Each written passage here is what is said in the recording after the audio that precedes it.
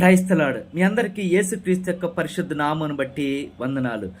ప్రభువైన యేసుక్రీస్తు ఈ లోకంలో తన యొక్క వాక్య పరిచర్యలో పరలోక రాజ్యం గురించి ఎన్నోసార్లు ఎన్నో విధాలుగా బోధించాడు. పరలోక రాజ్యాన్ని ఉపమాన రీతిగా బోధించారు. ఉపమాన రీతిగా చెప్పటం అంటే మనకు తెలిసిన వాటిని చూపిస్తూ, మనకు తెలిసిన వాటిని జ్ఞాపకం చేస్తూ, వాటితో పోల్చి చెప్పటాన్ని ఉపమాన రీతిగా చెప్పటం అంటారు. పరలోక రాజ్యాన్ని యేసుక్రీస్తు అనేక వాటితో పోల్చాడు. పరలోక రాజ్యాన్ని ఒక 10 మంది కన్యకలతో పోల్చాడు. చూడండి, పెళ్లి కుమారుణ్ణి ఎదుర్కోవటానికి వెళుతున్న 10 మంది కన్యకలతో పరలోక రాజ్యాన్ని పోల్చినట్లు మనం చూస్తాం. చూడండి, పరలోక రాజ్యంలో మనం చేర్చబడాలంటే, ప్రాముఖ్యముగా చెప్పాలంటే యేసుక్రీస్తు పెళ్లి కుమారుడు, సంఘము కన్యక. అందుకనే అపోస్తుడైన పౌలు అంటాడు, సంఘం అనే కన్యకను యేసుక్రీస్తు అనే పెళ్లి కుమారుడికి ప్రదానము చేసి తిని అంటాడు. చూడండి, యేసుక్రీస్తు పెళ్లి కుమారుడు, సంఘము అనే కన్యక పెళ్లి కుమార్తె. ఎప్పుడైతే యేసుక్రీస్తుని పెళ్లి కుమారుణ్ణి, సంఘము అనే కన్యక, చూడండి, పెళ్లి కుమార్తె ఎదుర్కొంటుందో అప్పుడు వివాహం జరుగుతుంది. చూడండి, పెళ్లి కుమారుడనే యేసుక్రీస్తును, సంఘం అనే కన్యకైన పెళ్లి కుమార్తె యేసుక్రీస్తు అనే పెళ్లి కుమారుణ్ణి కలుసుకోబోతుంది. చూడండి, అక్కడ వివాహం జరగబోతుంది. చూడండి, యేసుక్రీస్తుని మనం ఎదుర్కోవాలంటే నీవు నేను సంఘములో ఉండాలి. సంఘం అనే కన్యక, చూడండి, ఆ సంఘములో నీవు నేను చేర్చబడాలి. ప్రశ్న ఏంటంటే, సంఘములో నీవు ఉన్నావా లేదా? యేసుక్రీస్తు తన యొక్క సంఘాన్ని ఎలాగూ స్థాపించాడో తెలుసా? తన యొక్క స్వరక్తాన్ని ఇచ్చి, తన యొక్క స్వరక్తాన్ని ఇచ్చి మనల్ని కొనుక్కున్నాడంట. వెల ఇచ్చి కొనుక్కున్నాడు. యేసుక్రీస్తు యొక్క రక్తముతో కడగబడ్డావా? యేసుక్రీస్తు యొక్క రక్తములో కడగబడిన వారు యేసుక్రీస్తు దగ్గర తమ యొక్క పాపములను ఒప్పుకొని క్షమాపణ అడిగి, యేసయ్యా నన్ను క్షమించయ్యా, నీ రక్తముతో నన్ను కడిగి పవిత్రపరచయ్యా, నీ రక్తము కార్చి నా కోసం చనిపోయి నీవు తిరిగి లేచావయ్యా, నన్ను పవిత్రపరచయ్యా నీ రక్తముతో అని చిన్న ప్రార్థన చేయగలిగితే, ఈ ప్రార్థన చేసిన వారు సంఘములో చేర్చబడతారు.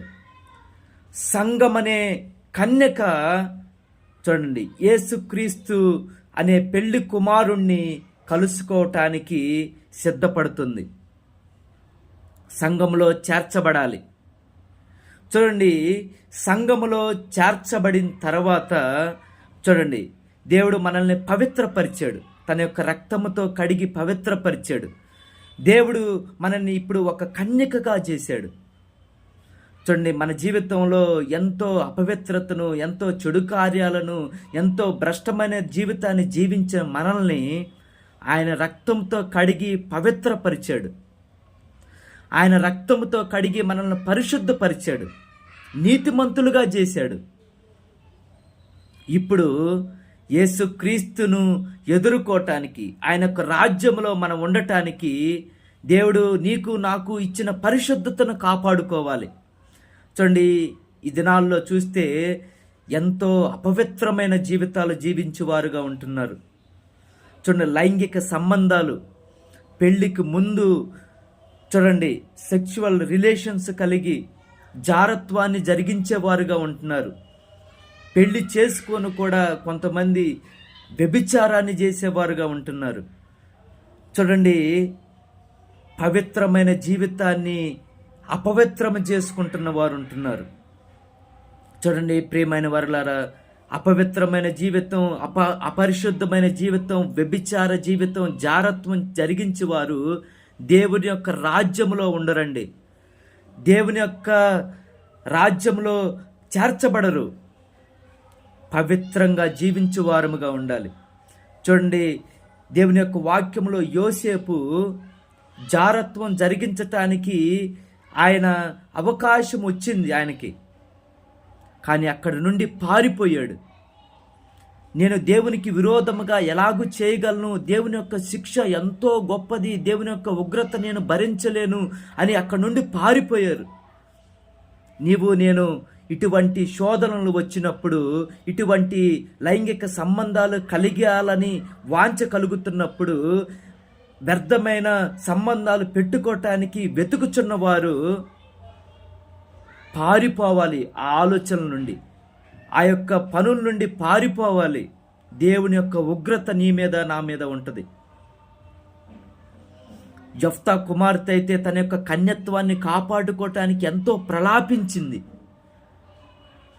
ప్రార్థనా జీవితం లేకపోతే, దేవుని యొక్క సహాయం కోరుకోకపోతే, దేవుని మీద ఆధారపడకపోతే, దేవుని యొక్క సన్నిధిలో ప్రార్థన లేకపోతే పరిశుద్ధ జీవితాన్ని కోల్పోతాం. మన యొక్క జీవితాన్ని అపవిత్రపరుచుకుంటాం. మనకే తెలియదు మనం పాపము చేస్తున్నాము, పాపములో ఉన్నామని. దేవుని యొక్క సన్నిధిలో గడపాలి. ప్రార్థనా జీవితం ద్వారానే మనం ఇటువంటి శోధనలు, ఇటువంటి భయంకరమైన జారత్వం, వ్యభిచారం నుండి మనం తప్పించబడగలం. దేవుని యొక్క ఆత్మ సహాయముతో మనం ఈ యొక్క పాపాన్ని జయించగలం. దేవుని యొక్క ఆత్మ మనకు సహాయం చేస్తాడు. ఆయన మనల్ని హెచ్చరిస్తాడు.